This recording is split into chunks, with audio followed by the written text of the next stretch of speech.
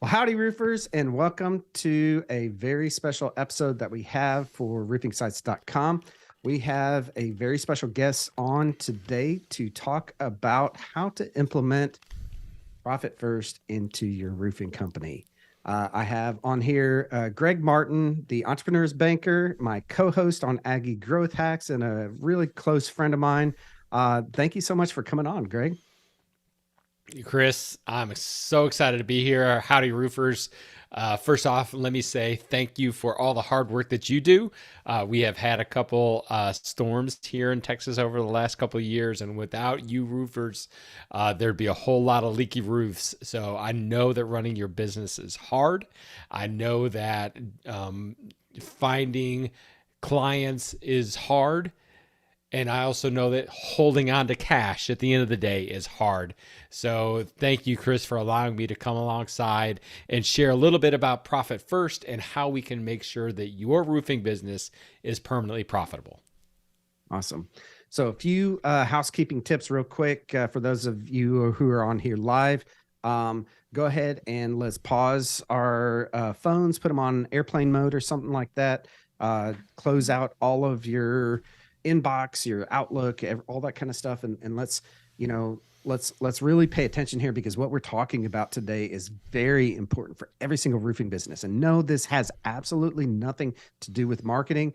This has everything to do with building and growing your roofing company, which, by the way, my big, hairy, audacious goal is to double the size of 100 roofing companies by 2028. So this is just one small part, one small way that I am working on bringing in very special guests that know things that you probably don't, right? So profit first is a huge driver, can be a huge driver in the growth of your roofing company. All right. So thank you so much for coming on, Greg. And I will let you just go ahead and share your screen and let's kick this off. Okay, that sounds great. All right, let me.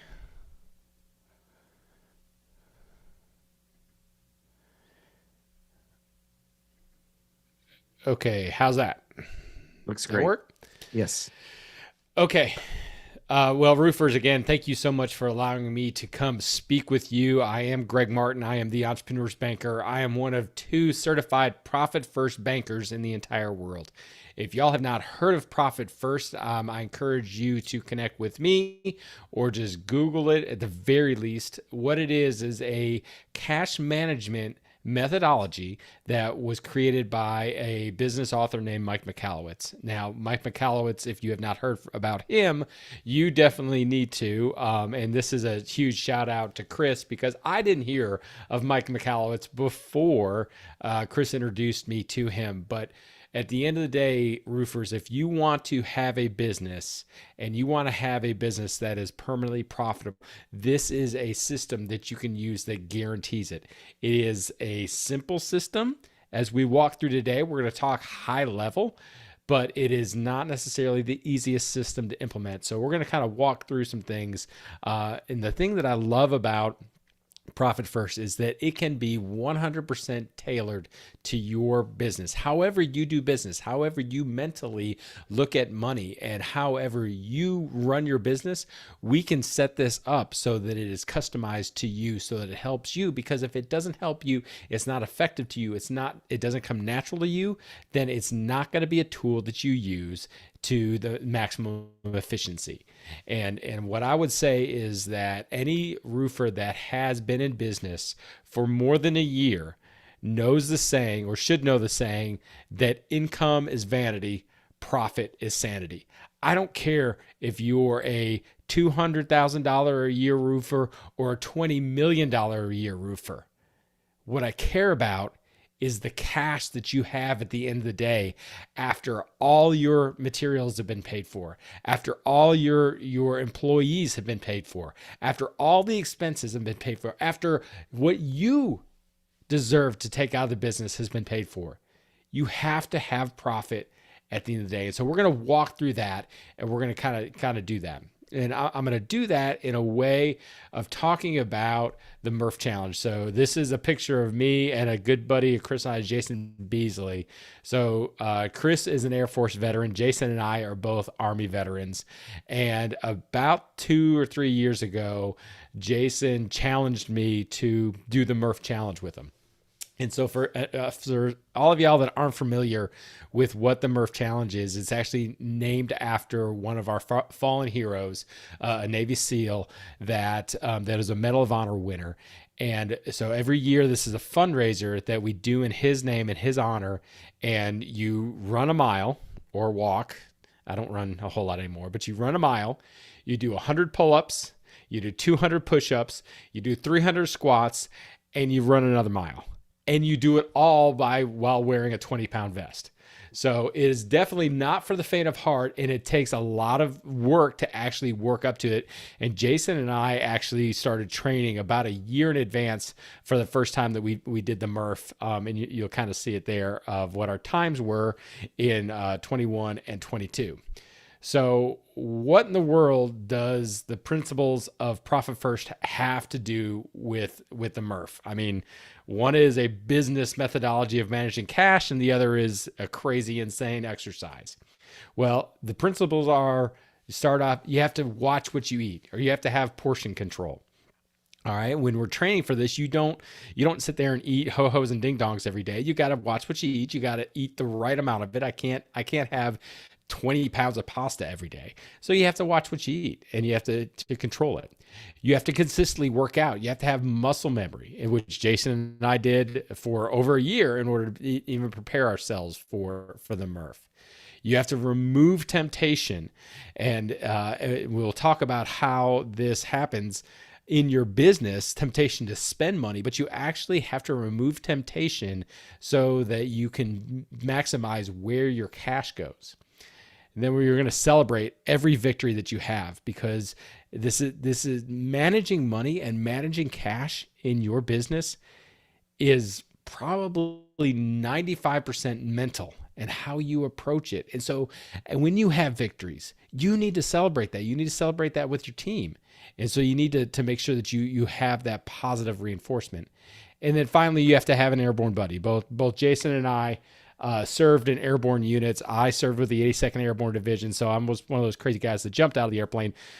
Jason was in an air assault unit, so he was one of the crazy guys that went around in a helicopter. But you've got to have a buddy. You got to have someone to actually help you through this. So I'm sorry, hit the wrong button. Okay, so the first core principle is you've got to watch what you eat. And this is taken directly from Parkinson's Law. And Parkinson's Law basically states that any activity that you do will increase to consume all of the assets or all of the resources that are available to you. So in the picture that we've got here, I've got 3 plates, and it's got a lovely salmon dinner on each one of those plates. But what will you notice? That when you go and you eat, you're going to pile on as much as you can on that plate. And if you're a good, when I was raised, it was, you're going to clean your plate, and I don't care. There are kids in Africa that are starving, and they would give their left leg to eat that. I always wanted to kind of ship it over to them and share the wealth, but I never did. But the point of that story is that if you have something on your plate, then you're going to clean it. You're going to eat it all. You're going to consume all of the assets that are on your plate. So if you are looking to get in shape, you have to shrink what you eat. You have to shrink the size of your plate so that you can't put as much on your plate. This is the same thing when you think about with your business. And this is one of the core principle of Profit First, one of the hardest ones. Think about it this way. When you have a brand new tube of toothpaste, and you're going to brush your teeth in the morning, you can slather a big old chunk of toothpaste on there. And if it rolls off into the sink, no big deal. I've got plenty on it. I'll just keep putting more on and keep putting more on and putting more on. But if you're at the end of your toothpaste, if you're at the very, very end, and you've got like pliers or something that you're, scraping, you actually cut the bottom of the toothpaste out. So you scrape the toothpaste tube out.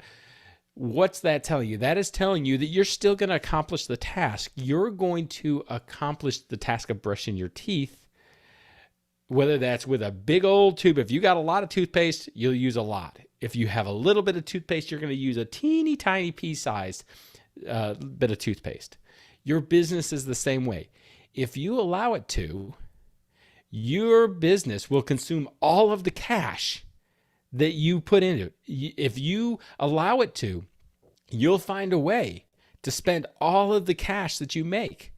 And so what you have to do is you have to start to shrink the plate.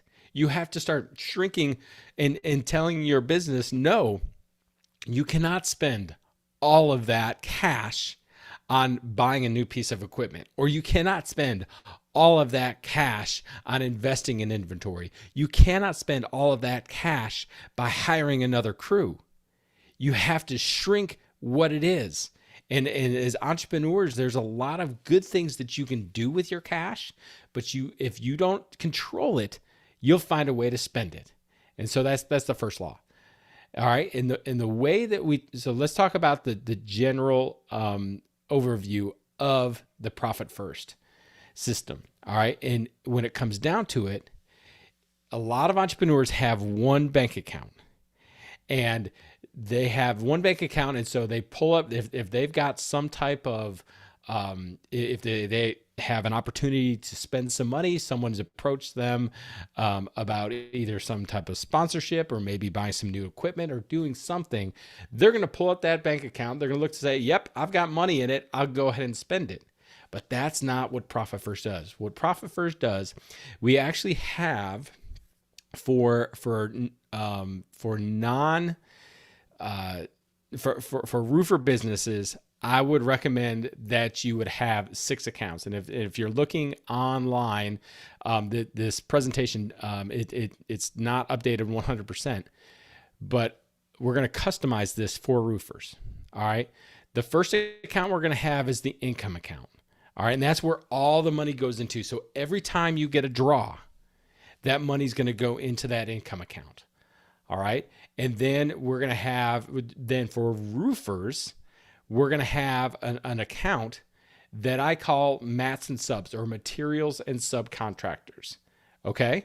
And we'll talk about how that all works out. But in the mats and subs account, that is where you're going to put a portion of every draw that you get over into that account to make sure that your materials and your subcontractors are paid, because that's the most critical part of your business, is the materials and the subcontractors that you work with. And then we're going to have 4 other accounts. The first one's going to be your profit account. And in that profit account, that's where you're going to keep your profit, profit first. We're going to make sure that we put money in that account first. 2, we're going to have a tax account, because every entrepreneur has a silent partner. I call him, I call Uncle Sam kind of like a patriotic Tony Soprano. He's there, and he just wants a taste. I just want a taste of your business. I don't want all your business. I just want a taste of your business. And you're going to have to pay your patriotic partner, Uncle Sam. So you better make sure that you've got money to pay for him. And then the 4th account that we're going to have is the owner's compensation account. And let me get serious right here. All right, you entrepreneur are the most important employee in the business. I don't care if you have the best run roofing company, one that you can step away for an entire month and all the bills get paid, you bring on new clients, you take care of clients, all issues are dealt with. If you were to get hit by a beer truck, you in your business would not survive, because only you, entrepreneur, have the vision of where you want your company to go. It might run perfectly fine, but you are the most important person, the most important employee for that reason alone. And because of that, you need to make sure that your compensation is taken care of, that you have enough money to run your household. Because if you don't have enough money to run your household, then you have a very, very, very expensive hobby. One that you are working probably 120 hours a week at, super stressed out about, and not making any money in. That's a hobby. You need to have a business that compensates you for taking the risk, that compensates you for being willing to lay it all on the line, that compensates you for being the most important employee. And then the last account that we're going to have is going to be an OPEX account or an operating account. And where everything else is paid for. If you have personnel that aren't subcontractors that work with you, they get paid out of the OPEX. If you have, you're working with Chris and, there are marketing costs in order to grow and have your business, it comes out of the operating account. Your utilities, your gas, your insurance, all that stuff, it all comes out of the operating account. And every single one of these is a separate account at a bank. Okay, so before I go on, are there any questions about this? I know this is a little bit different, having 6 or 7 accounts as a business. Are there any questions out there? So I'm looking here, and that there are some questions here. So the one of the ones here that really resonates is what percentage goes into each of these accounts, and how, are these all at the same bank? Will banks even set up all of these accounts? Yep. Okay. So I'll kind of take that in reverse order. So yes. So your bank should be able to set up multiple accounts. You may have some banks or bankers that when you walk in, they say, why do you want to have 7 accounts? That's going to be a nightmare reconciling everything. That doesn't make sense. The fact of the matter is that they're not certified profit first bankers. I'm one of 2 in the world. So you need to be able to talk through it, and you may have to educate them a little bit on what profit first is. Also, you need to make sure that you're asking them, okay, am I going to have any fees associated with these accounts? And there are a lot of banks out there that allow you to have multiple accounts opened and they don't charge you fees. And so if your bank is one of the ones that, you have to have X amount of dollars in every account in order to not have fees, then you need to take that in consideration. But let me tell you, there are a lot of banks out there that do not have fees associated with these accounts. And then as far as the majority of all these accounts are at one bank. We'll talk in just a second about 2 other accounts, a profit hold and a tax hold account. That has to do what we talked about, removing temptation. We'll talk about that in just a second. But the heart of what you're asking about is how much do I put in each one of these accounts? And the fact of the matter is that we can set that up initially, but then we're going to grow and we're going to expand that. And we'll talk about that in just a second. So let's talk about working out. When you work out, you have muscle memory. When I was working out from the Murph and challenged for that, sitting there doing pull up after pull up after pull up, your back and your arm muscles just get accustomed to doing that. And it's just all that constant repetition. The same thing happens in the profit first world. So you have your income account. Again, that's an account that's at the bank, and all the money that you get goes into that account. And there's not you do not put money into your business in anything other than that income account. Everything goes in there. And then the book talks about knowing your business. And so on the 10th and the 25th, it talks about saying, okay, well, we want to go ahead and make the allocation of cash into these different accounts. I'm going to sit here, I'm going to argue that probably does not make sense for roofers. And the reason that I say that is that roofers probably don't get consistently paid on the first of every month. You probably submit draws on the first of every month, but you don't get paid in a consistent manner. And so we're not going to necessarily, if you get to the point where you understand the 10th and the 25th, and you get to that point that you have that consistent cash coming in, that you could do the allocations on the 10th and the 25th, that's great.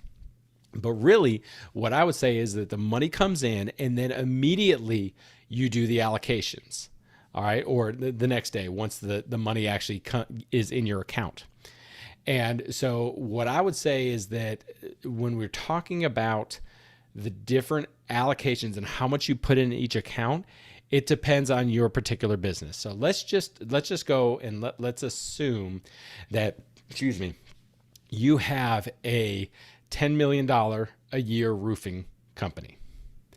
And when you look back, you consistently say that 50% of your revenue is spent on either subcontractors or materials. Well, I would sit there and I would argue you don't have a $10 million revenue company. You have a $5 million revenue company that just happens to also subcontract out $5 million worth of work in materials and subs. And so if you I'm a banker, so I'm going to keep this super simple because I don't have a calculator, so I can't do math. I'm very, very, very simple.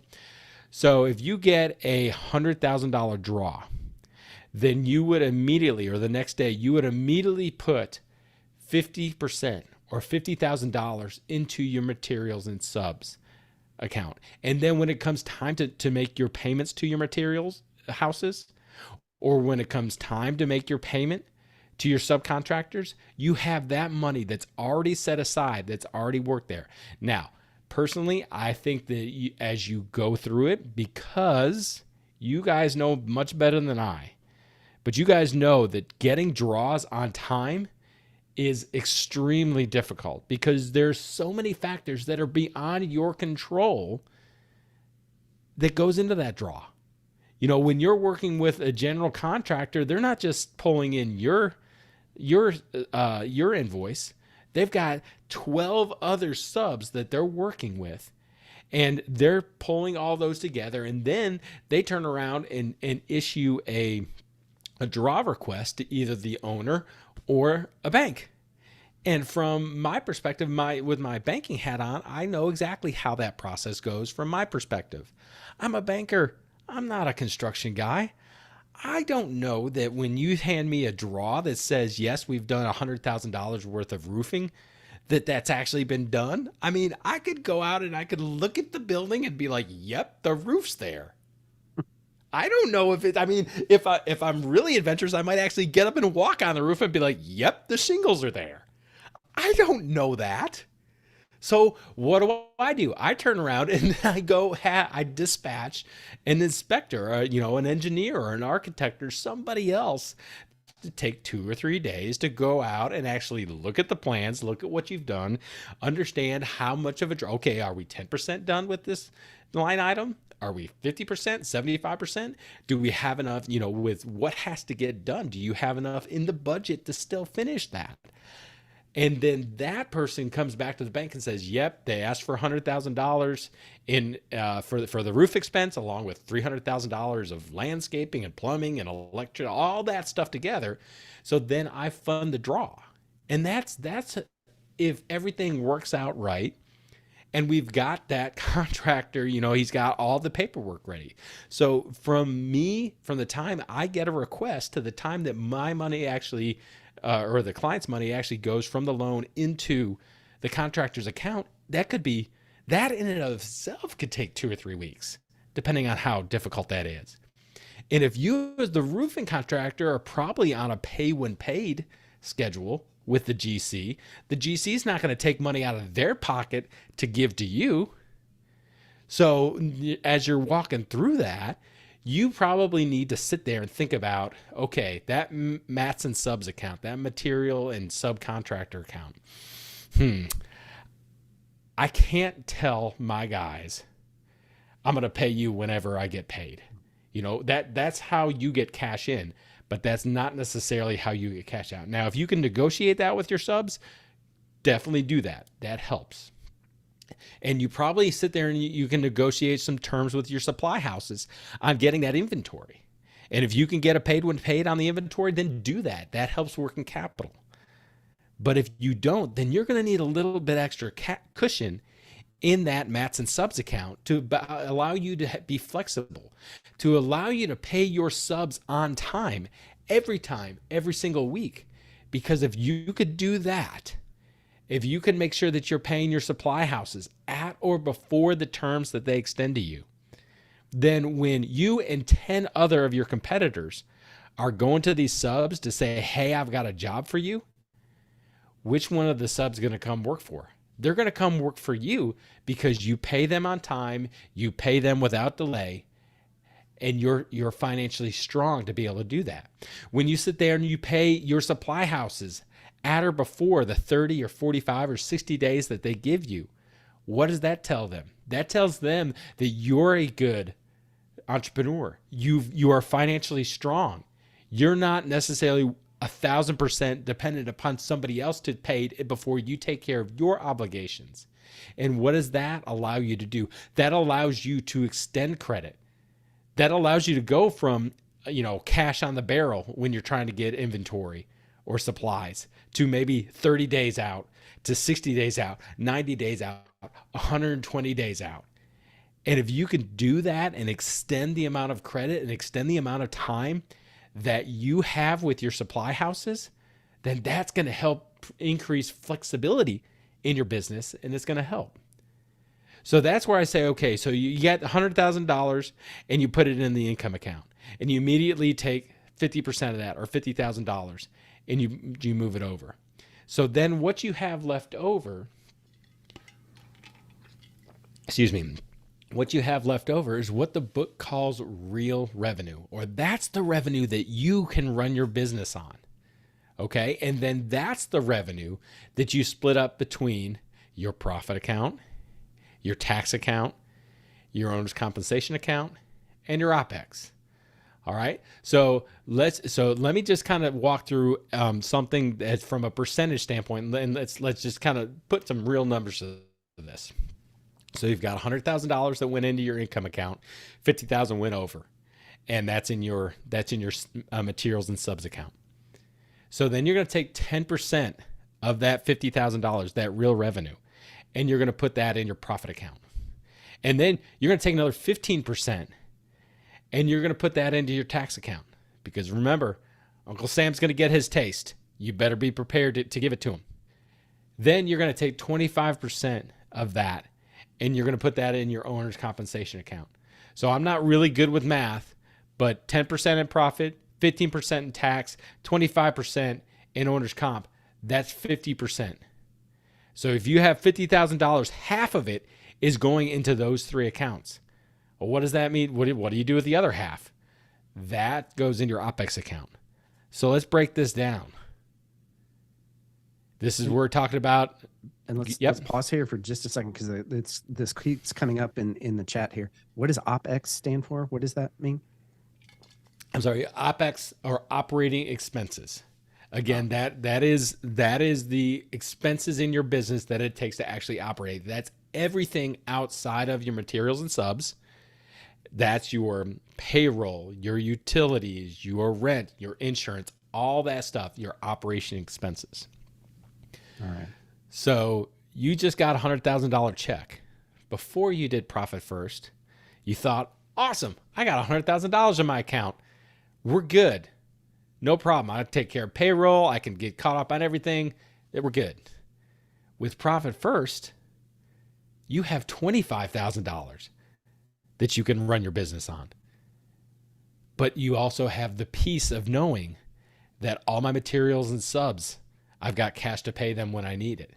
I've got profit, real profit that's in my business. That's cash. That's a cash account that is going to grow over time, that allows you to strategically invest into it. You've got the tax man paid for, because when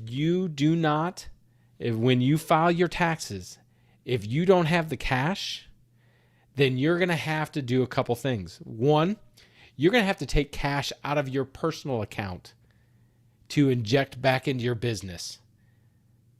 Your business made the profit. Your business created that liability. Your business needs to pay that cash. You shouldn't be responsible for that. Your business should be. And then you've also got surety and confidence that your owner's compensation is taken care of, and that you and the family are going to be able to operate your household as you need to. But what does that mean?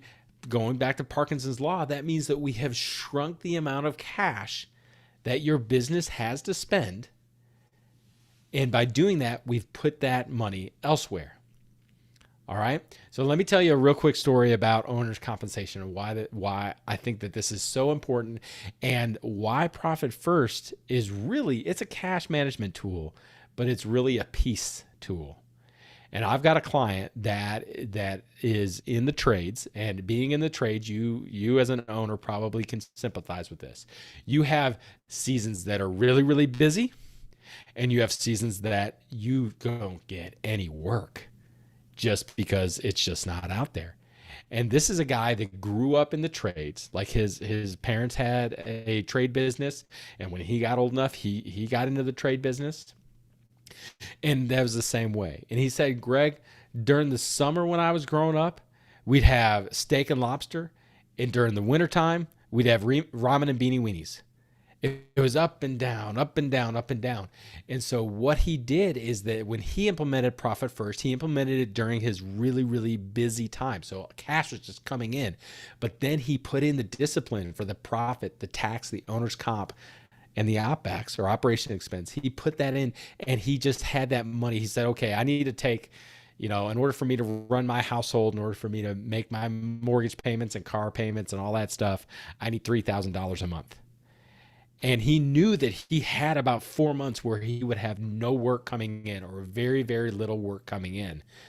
And so what he did is that he actually built up a little bit of a nest egg in that owner's compensation account.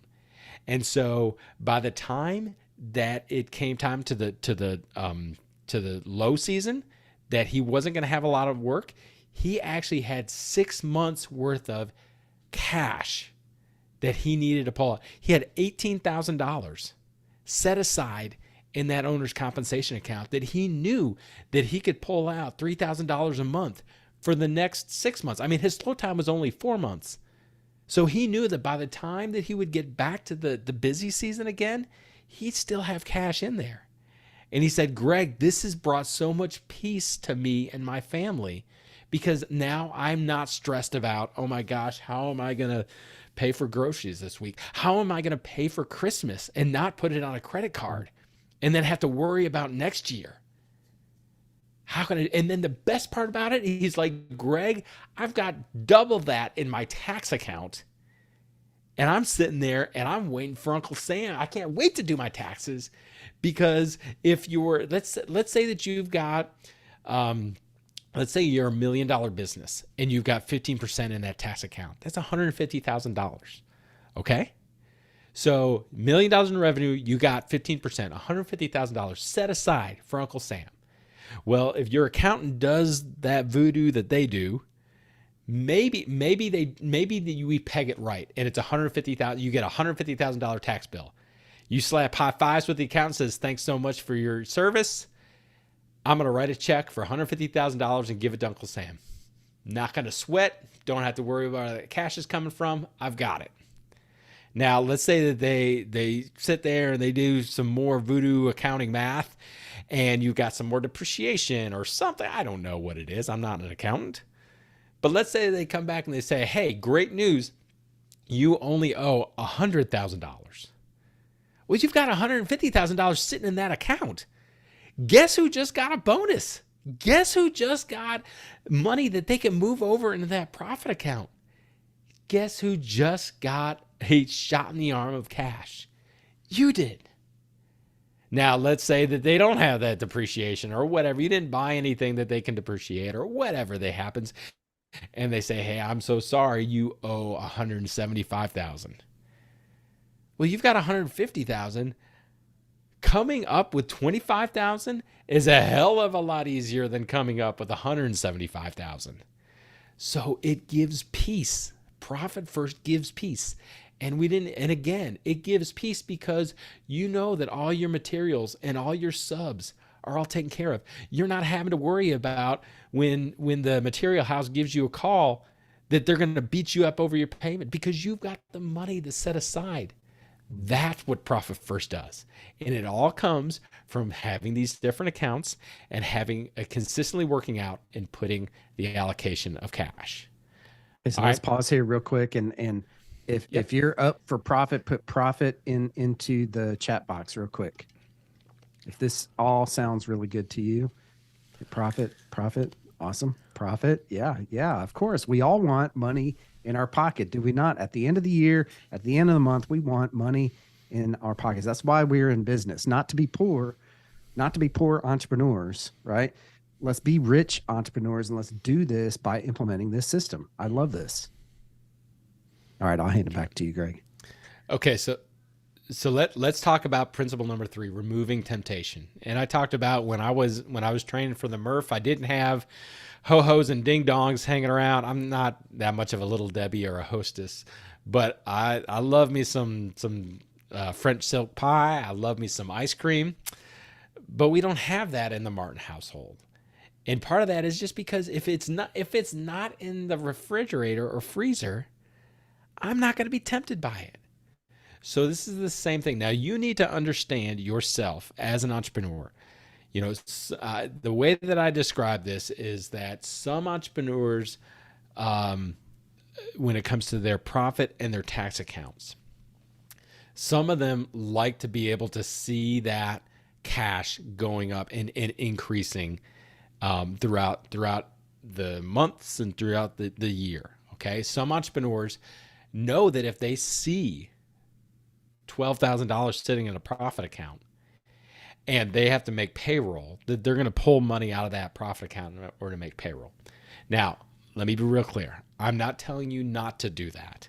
You've got to take care of your people. You've got to have your obligations. You need to run your business so that your reputation is sterling. What I'm telling you is that if that's the case, you, my friend, have an OPEX problem. You have a spending problem. If you can't pay yourself the 25% or whatever your goals are, then you have a spending problem. And as a leader, let me get off on a little bit of a tangent. So I told you, and Chris, we're former military. When you're in the chow line and you're a leader of your squad or your troop or whatever, where does the leader eat? They eat first, man. No, I'm just kidding. Totally wrong. Air Force. That's an Air Force answer. No. Every single leader that I've ever had always eats last. And every single person that I know that is a good leader, whether military or not military, that's exactly what they do. Whether they're a leader in their family, whether they're a leader at work, they do things for themselves last. Very, very last. 100%. And a lot of entrepreneurs take that and they have a crappy mentality about that. And they're like, well, if I got to pay my guys or I got to pay me, I got to pay my guys. And I guess I'll go without. And again, I'm not saying that that's wrong. That is 100% right. You need to take care of your guys. But then what you need to immediately do is stand up for yourself and realize, you know what? This business is consuming more cash than it should. So where do I find, how can I cut expenses? And this is where I talked about the concept is very simple, but this is not easy. This is the hardest part. You may have to have a really tough discussion. You may need to sell that brand new truck that you got for your foreman or for your crew and go find one that's less expensive. You may have to potentially let somebody go because your business can't afford them. You may have to, all of the niceties and the extras and the benefits of being an entrepreneur, running all the expenses through your business, you may have to pull back on that because your business can't afford it. Are those things wrong? No. I want every single one of you to have a fleet of brand new trucks that you buy with cash every year. I want every single one of you, if hunting is cool to you, that you've got a deer lease that maybe that you can, now I'm not giving tax advice here at all, but you have a deer lease that your business pays for. I don't know how that's legal, but that's why you have accountants. That you have a country club membership, that you have an airplane. whatever it is that you want. I hope that for you, but I hope that for you in a manner that is profitable and sustainable. And when your business isn't making enough cash, then you have to start asking yourself some very difficult questions. So, getting back to removing temptation. If you're that type of entrepreneur that sees $10,000 in an account, in a profit account or a tax account, and you are the one that are tempted to spend that, then you need to go have what the book calls an inconvenient bank. And that's a bank that has no online presence. It goes in there, it's across town. Every town has those small banks that's got like 1 or 2 branches, and they're way out in the boonies and you can't get to them. Their online access stinks. You can't have debit cards. You're going to go and you're going to open up accounts there. And when you put money into your profit temp account or temporary account and your tax temporary account, you're going to move that over into that inconvenient bank, so that when it comes time to make your tax payments, when it comes time to draw your profit down, we're going to talk about that in a second, that you actually have to drive across town in order to stand in line for 45 minutes in order to get your money. Because if you've got to go through that much of a pain to get your money, then you're going to think twice about, okay, there's got to be an easier way. And so that's why you remove temptation. You put that money over into the profit hold and a tax hold account. So does that makes sense? Does that kind of walking through and saying, how can you have to know yourself, but you have to remove the temptation. Okay, so I've got a couple of questions here. First of all, owner's compensation, right? Is that a hard rule on the percentage, or is that something that you will adjust? Well, it's something that I think that you need to come up with that in a couple ways. One, you need to back yourself into that by saying, okay, what does it really take for me to run my household?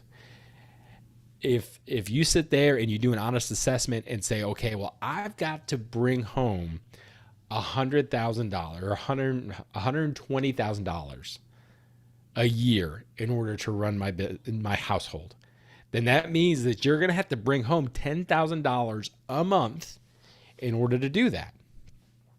So if you're a $1.2 million company, then that's 10%.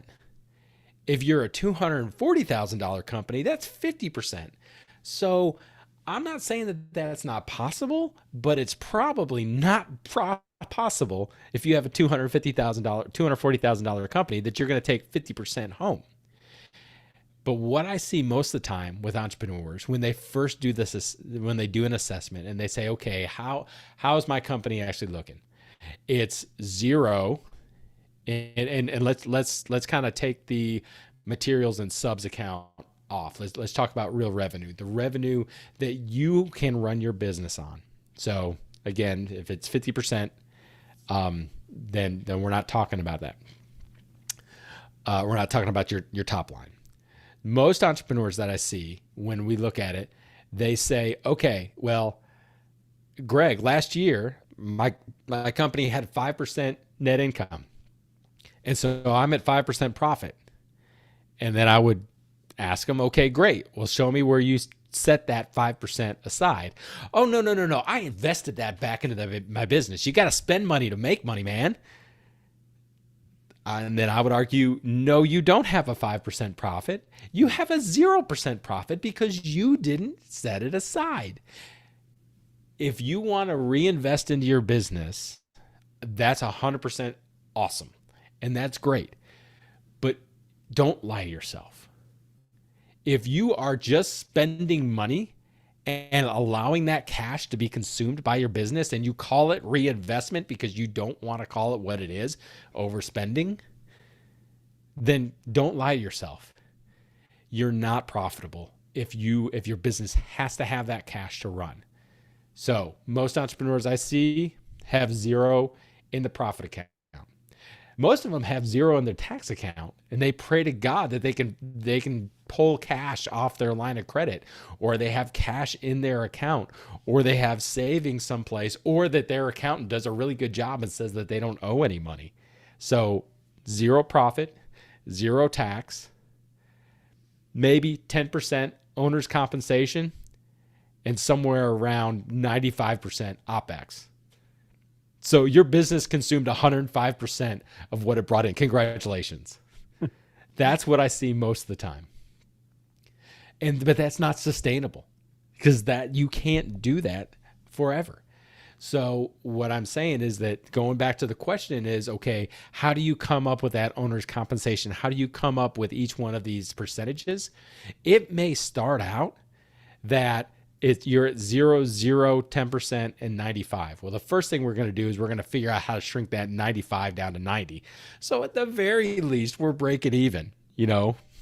And then what we do is we come alongside and we say, okay, if you have a $1 million business, right now, your business consumes $1 million in expenses. Can you find me 2%? Can you run your business on 98% of that revenue? You run a $1 million business. Can you find a way to run your business on $980,000? I bet you can. Absolutely. And you're going to take those 2% and you're going to move 1% over into profit and 1% over into tax. And then what you're going to do is, okay, I can do that. So the next quarter, I'm going to find another 3%. And I'm going to move 1% over into profit, 1% over into tax, 1% over into owner's comp. And you're shrinking that plate. You're shrinking the amount of cash that your business can consume because you're disciplined.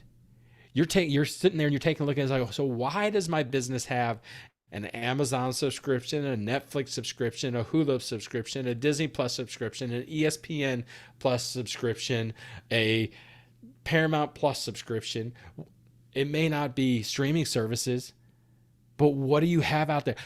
I can't tell you how many times people have said that I've started going through this.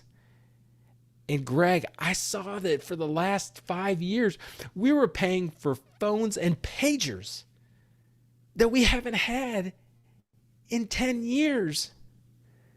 Wow. I mean, we walked in, we picked up the phone, canceled it with Verizon or Sprint or whoever it was with, and we saved 10 grand a year with one phone call. So it's about sitting there and making your dimes act like dollars.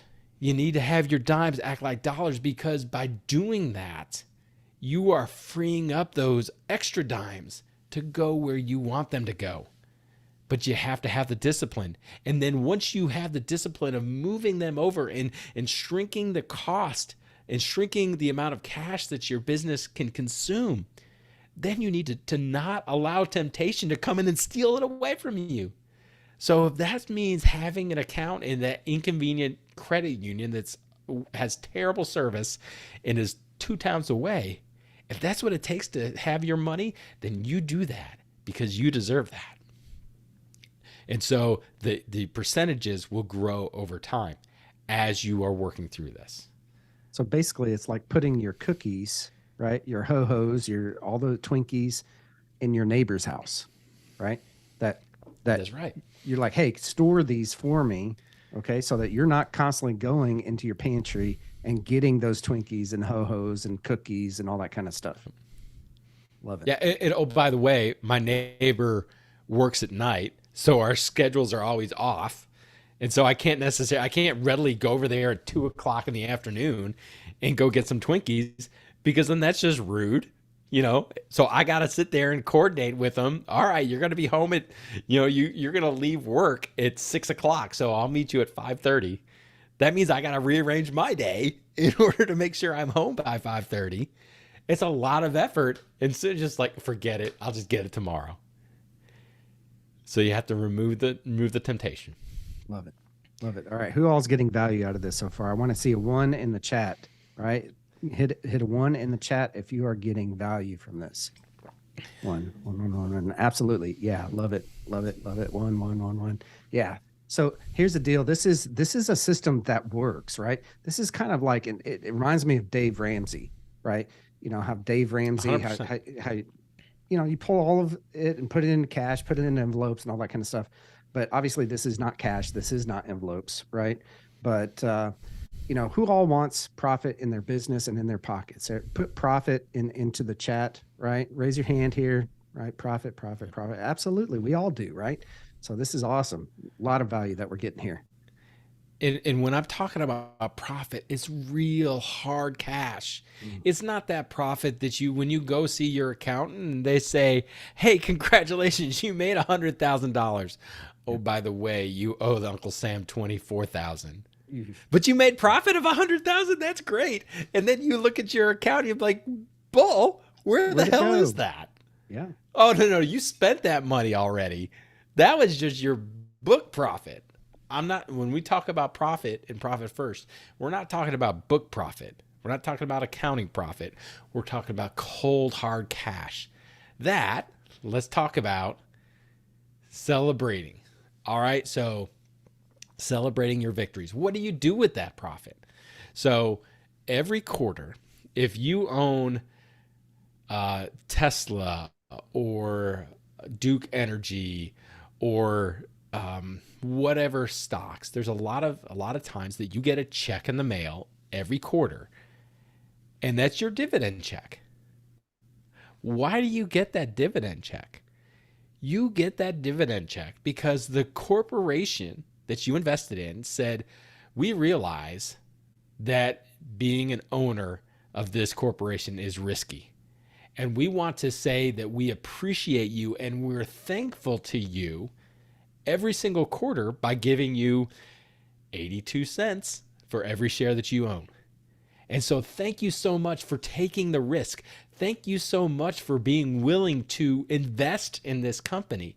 We made money in the business and we want to say thank you to you."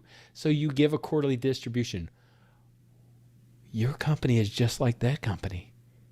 That company may be a little bit bigger than yours, but why in the world do you expect that from a publicly traded company when your company can do the same thing? And so you're setting money aside in that profit account every single time you see it. So if you've got $1 million business, and let's just say that by some miracle you do $250,000 every single quarter.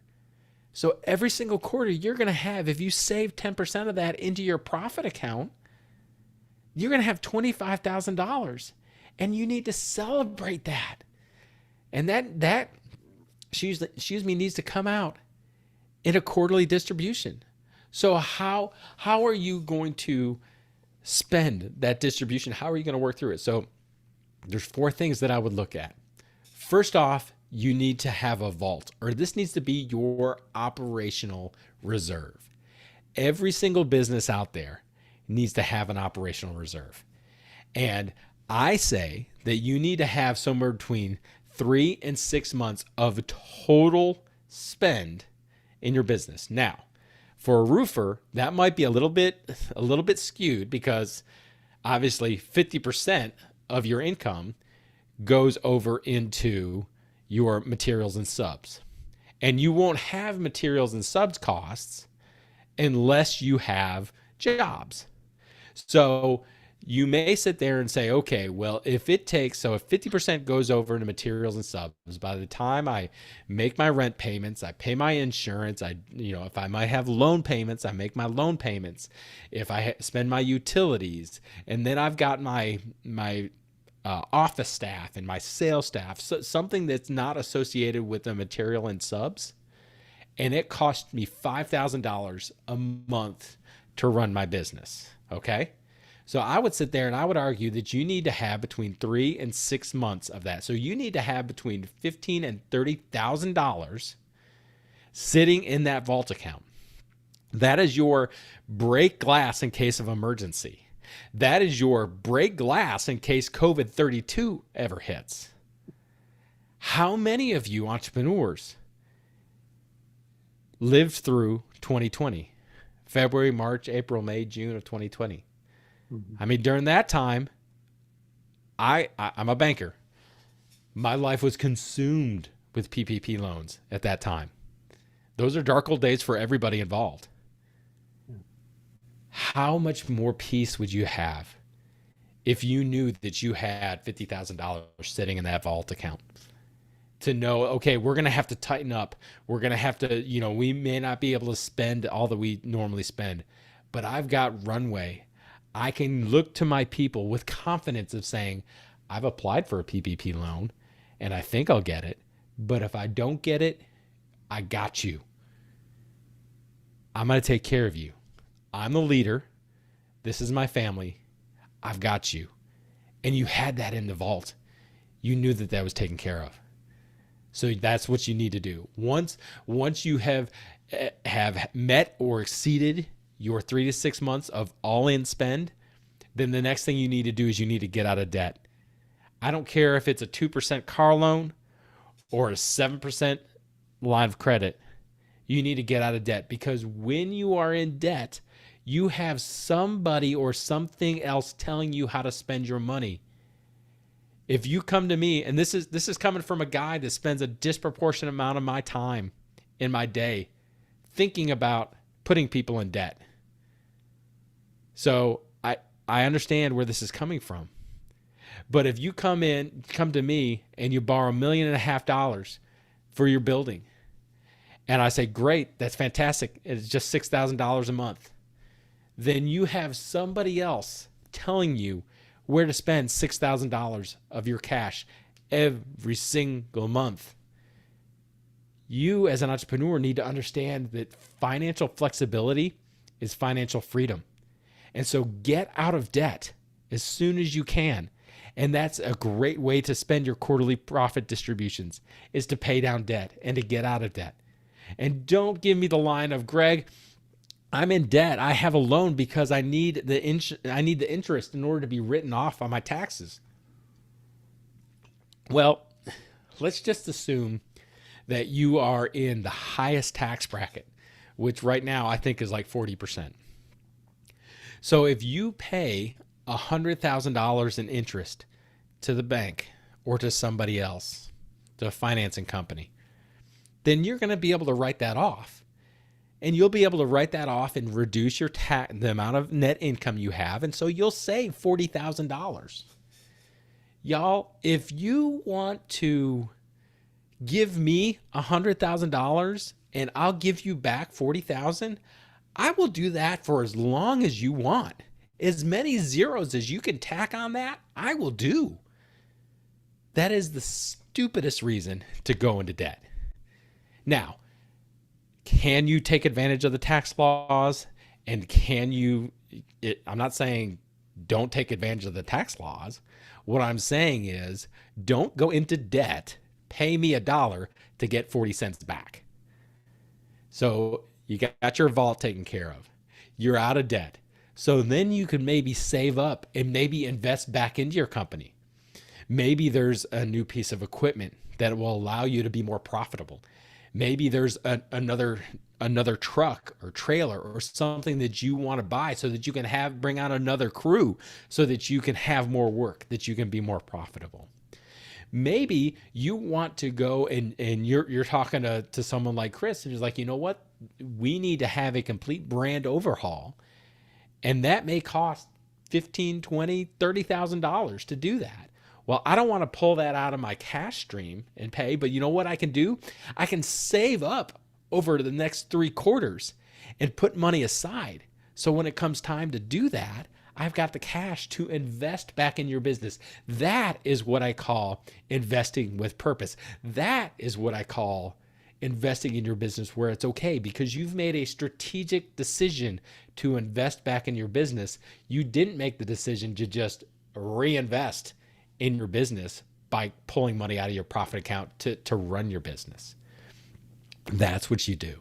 And if you have a vault, you're out of debt, you don't have any equipment needs or strategic investments, then what do? Well, you pay yourself that bonus. It's a quarterly distribution. That's where your company comes to you and says, thank you for investing in me. Thank you for being willing to take the risk for me. Thank you for being a shareholder and trusting me with your cash. I'm going to give you a little bit back because we made so much. I don't need this in my business to run. I want to thank you. And so then you come, and then that's where you celebrate in the household. You pay down personal debt. You take a vacation. You do whatever you want to do, but it's your business that is bringing that possible to you. How does that sound? I mean, how does that sound to y'all? And I know that sounds great to me. All right, put a one in there into the chat if that's good for everybody, right? Who all wants to go on vacation? I know I do. We all love vacations, right? Or maybe that's to send your kid to Texas A&M. You know, I mean, that's totally a viable option right there, right? We all have kids that are about That's to right. go into college, right? Yep. All right, cool. All right. I love this. I love this. I'm getting so much value here, man. I'm taking a ton of notes myself, right? Um, and I know that this is just a huge value to pretty much anyone who is listening to this at this point, or is obviously right here on this. But if you're listening down the road to the podcast and or seeing it on YouTube, you know, this is a system that works. I have a client, right, that Greg helped here locally here in College Station, Texas, and they said this system works and it's worked for them really, really, really well. And so much so that they've got enough in their profit account to roll over and buy a new truck, brand new truck, first time ever, right? And they're gonna pay for it straight up cash, right? So I think this system works for sure. And before we go on to the last principle, I want to say, okay, so one thing that's really unique about your industry, roofers, and how you do is that you have that super bonus shot of profit at the end of every project called your retainage. Now, not every job has this, but most jobs that I see, most jobs that I help finance have somewhere between a 5, 10, 15% retainage. And so after all of the project is done, if you're a roofer and you do $100,000 job and there's a 10% retainage, then by the time you're done, hopefully you've gotten 90% or $90,000. And so then you have that extra 10,000 that once the job is complete. Now, you depending on how the job flows and everything, you're most of the time you're probably towards like the first third or maybe the half of where you are, depending upon the scope of the job. I know that if you're doing a bunch of multifamily deals, that kind of may work through it. But if you're doing that, you're going to get a bonus of whatever that retainage is when the job's done. So what you can do and how you think through that is what are you going to do with that? And I've seen this is where Profit First can be customized completely to your business and to your company. You might just treat that as another type of draw. And so 50% goes into mats and subs, and then you do your allocations as needed. You might say like, okay, well, I'm going to put 50% over into my materials and subs. And, but the fact of the matter is that I've shrunk the amount of cash that my business consumes. So I really don't need that extra money in order to operate. And so 50% goes in materials and subs and 50% goes into profit. And then you do the distribution that way. It's completely up to you, but you have to kind of think through, okay, well, as that hits, how am I going to do that? And that's something that, I mean, it kind of stinks that you have to wait so long to get that 10% or whatever that retainage is, but it's good because that forces you to have discipline and to work through it. So that's one thing. Again, if you want to nerd out on this, we can kind of talk through, but it has to make sense to you. And so that kind of brings me into the last principle is have an airborne buddy, have a certified Profit First professional. And so these are professionals like me that have gone through training. There's a lot of people out there that says that they can help with implementing Profit First, but if they are not a certified Profit First professional, they are not sanctioned by Mike McAllowitz and his team. Most of them are accountants, bookkeepers, or coaches. So they're entrepreneurs like you. And you know what? They bring value and they help you. And so there probably is cost associated with having this. But if you can have a guide that comes alongside and helps you find ways that you can shrink the cash, if you can cash that your business consumes so that you can save money, so that you can have money to pay Uncle Sam, so that you can pay yourself what you deserve to be paid, then that's so valuable. If I can have someone that comes alongside me and help me find a way to get $100,000 of profit in my business, and I got to pay them 15 grand or whatever their fee is to do it, let's talk about it. And I'm happy to connect you with some of them. There's actually a Profit First for Contractors book out there. So there are specifically industry specific books that are written with profit first in mind. If you really want to nerd out on that, Sean Van Dyke wrote that book, and this is a guy that has worked with contractors in the trades for the majority of his career. And so he kind of understands what it is and how it talks through some of the uniqueness that is in the business and the cash flows in your business. But if you have any questions about it, I'm happy to kind of walk through that. I'm happy to serve you and point you in the right direction. If you want to work with a Profit First professional, walk through it, I'm happy to connect you on. So with that, I know that there's a whole lot of information that I threw at you, super, super high level.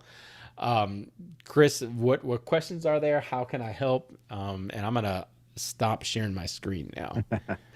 Well, keep it up, because I think some of these are going to go back to your slide with the different accounts. Okay. So first question I see here. First question I see here is, do I have to have that OPEX account, or can my income account be the OPEX account? So I would say that you have to have that OPEX account. Okay. And the reason why I say that, is that you need to separate the cash into the separate accounts, because human nature is that if you have that money just sitting in your income account, then you're going to spend that. And so if the money's in that income account and you've got in that $50,000 is your profit portion, your tax portion, your owner's compensation portion, well, then you're going to be tempted to spend all $50,000 in there. Forcing it to be put in that operations account, that OPEX account, forces you to have discipline and only spend what you've allocated for that. And I mean, most banks that are set up that you can sit there as soon as you make a deposit, the very next day, maybe the funds are available to you and you can immediately put it in there. So that income account should be at zero for a lot of days out of the month. You make a deposit and then the next day it goes back down to zero. Okay. So if it's down to zero though, right, won't the bank close that account? No. Different banks have different systems and different account types. That's why you go and you talk to your bank and your banker and say, look, this account's going to be sitting here at almost zero most of the time. And I mean, this is not a come to Truist, the bank that I work for. This is not, hey, you need to come open accounts with me.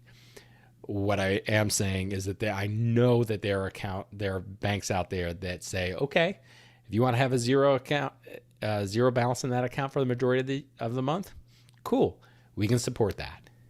But you have to have those open and honest discussions and make sure that they're not going to charge you a fee to do that. Okay, so another question that I have here is, how long does it typically take to see a significant increase in profitability after implementing this system?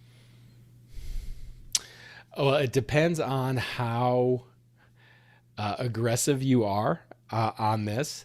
What I would say is that slow and steady wins the race.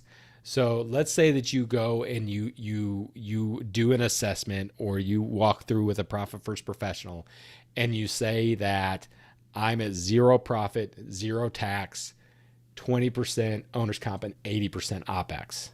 Okay. And again, this is your real revenue. That's after you've moved money aside to pay your materials and subs. All right. So after you've paid your materials and subs, you spend every single dime, that comes into your business, but you don't set anything aside for profit or tax. Well, you might be tempted to was like, well, I can chop 10% off of that OPEX right away, and I'll put 5% into profit, 5% into tax. I got 20% in owner's comp, and then 70% in operational expenses. Well, the thing is that if you do that and you're too aggressive and you haven't found the areas that you need to cut, and you cut smartly or wisely and strategically, then you may overspend, and then you're going to have to pull money out of your profit account. Then you're going to have to pull money out of your tax account, which really you're just kind of borrowing from Uncle Sam, because like I said, he's going to get his taste anyway. Mm-hmm. But the thing is that you're too aggressive, then you're psychologically going to damage yourself in this process, because you're like, well, it doesn't work. I move that money over the profit account. It doesn't work. I have to pull it back. So forget it. Having all those 6 accounts is hooey. It's too much work. It doesn't work. So that's where I say slow and steady wins the race. Don't start with the 10% cut. Maybe you start with a 2% cut, and then you go through a month or two. But the thing is that once you start seeing money in that profit account, once you start seeing your cash being stacked up, and you're saving that, and you are telling the business how to spend your money, and then and have the business listen to you, and you realize that you're spending money on things that don't bring value, then it becomes a game that you want more and more and more and more. So it's really hard to say, okay, how long does it take? What I would say is that you'll start seeing an impact immediately, but don't be too aggressive with it, because you want to implement this for the long haul, not a short-term fix. Love it. Absolutely love that. Okay, next question. Can Profit First be used in conjunction with QuickBooks?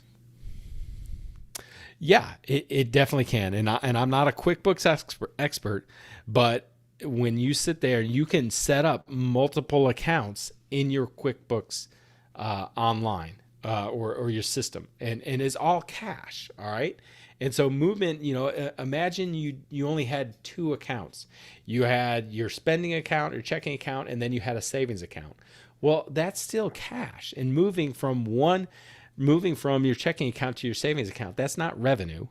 It's just a matter of walking through and realizing, okay, well, I've got 5 different pots of money that I'm going to put my cash in. And from an accounting perspective, again, I'm not an accountant, I'm not a bookkeeper, but I do know a lot of them that are Profit First professionals. And yes, that means that we have 6 accounts to reconcile every single month versus just the 1 or the 2 that you have now. But think about it. I mean, money goes into your income account right now, so all your revenue has to be accounted for. Well, right now, all your money's going into your checking account, so all your money has to be accounted for. Your accountant's just doing that already. And then you're moving, depending, if you get paid once a week, then there's 4 transactions into your profit, tax, owner's comp, and OPEX. And so it's not that many. And then maybe it's 4 transactions out of the profit account, out of the tax account, into the remove temptation account. So the number of transactions is very, very, in most of these accounts, is very, very small. Your operating account, your accountant is coming in, your bookkeeper is keeping track of all of those transactions now anyway.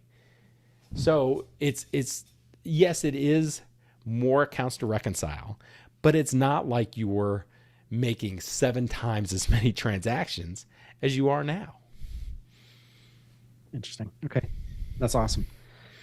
All right. One last question here, and it's related, and it's my question, right? Something that I wrote down. Okay. You said earlier that you've got 3 to 6 months of total spend that you need to keep involved. Is that total spend from your OPEX account? I would say that's total spend for everything. With And by that is because if you have let's say that you have $5,000 a month that you spend on your OpEx to run your business. Mhm. And then you've got an additional $2,000 a month that you have to pay yourself. I see. Yeah. So you That need owner's compensation plus OpEx account. right. So if COVID-23 hits us, right, then you've got enough money to pay yourself as well as your employees and all that kind of stuff. 100%. Awesome. And make sure that included in that is all of your loan payments, all your rent payments, everything. And the reason I specifically say that is because if you were to sit there and look at just your tax return from last year and say, okay, total expenses on my tax return was $1.2 million or $10,000 a month. Okay. But then you've got 4 loans that you have to make principal and interest payments each month on. Well, the interest portion of that is on your tax return. The principal portion of it is not. So make sure that you're capturing your total spend for your business. Awesome. Awesome. All right. Well, that wraps us up, I think. If you have any more questions, you can get with Greg here on that, or myself, and I will direct you over to Greg. Greg, so speaking of which, if they wanted you to help set up this Profit First system, right? And I know this because you're a banker, right? And you're in the state of Texas, I think is the option there, right? If you're in the state of Texas, you can help them. Is that correct? Yes, and again, this is not a hey, come to Truist and banquets. I love nerding out with entrepreneurs. I love talking about profitability in your business. So if you just want to call and talk through what Profit First would look like in your business, I'd happy to do that. Honestly, I don't care if you come bank with me or not. Really doesn't matter to me. What matters to me is that you take control of your business and that you become profitable and that you achieve your goals. So from a banking standpoint, Truist is able to help serve clients wherever there's a Truist footprint. But if you want to get a hold of me, Chris, I mean, definitely, you can share my email. It's greg@entrebanker.com, or go to www.entrebanker.com. Used to be the Entrepreneur's Banker, but most entrepreneurs don't know how to spell entrepreneur. So I changed it to Entree Banker. So that's just a little bit easier. That's pretty funny. All right, all you entrepreneurs, you've got homework out there. First, implement the Profit First system. Number 2, figure out how to spell entrepreneur, because that's what you are. You should know how to spell entrepreneur, right? So BOSS. We hope so, right? At least, all right. You know, and I wanted to say this before we started this, is that congratulations to y'all that are listening to this, that are here, that are present now, because you're working on your business, not working in your business. And it's so important to do that and pause and do that on a periodic basis. I know way too many entrepreneurs that let their business run them. How about we take control and let's run our own businesses? All right. Part of that is right here with the Profit First system. The second part is to make sure that your marketing systems are right. Number 3 is to make sure that you are on Entrepreneur's operating system. And you've heard me say that over and over and over again. I'm going to keep beating that drum. 100%. Absolutely. It will change your life. It will change your business, and it'll change your lifestyle. All right. With that, I think that we are done here. I'm going to stop recording, and I'm going to say bye to everybody here. See y'all next month. Thanks, y'all. Love y'all. Thanks.